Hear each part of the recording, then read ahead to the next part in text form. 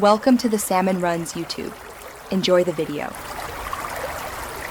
You start by matching project settings to your primary camera. This prevents drift later. Once done, import every camera clip and reference audio into the media pool and place them in clearly named bins. Make sure timecodes or slate markers, if available, are intact because they speed syncing.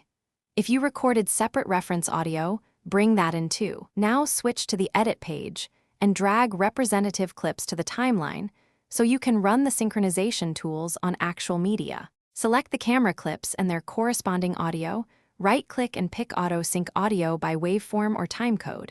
Resolve aligns peaks automatically, which saves time.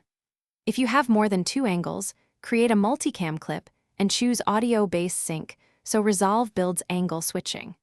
When Auto Sync leaves tiny offsets, zoom into the timeline and nudge clips with the slip and trim tools, because precise alignment of peaks ensures clean lip sync and consistent room tone across edits. Once your multicam or merged clips look and sound aligned, place several angle switches to confirm sync across the whole clip, then lock those tracks or freeze them to avoid accidental moves. Export or render a short proof to verify on other systems.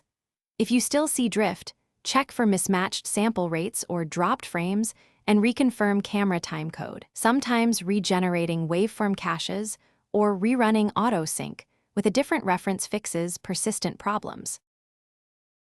Thanks for watching. Consider subscribing if we helped you.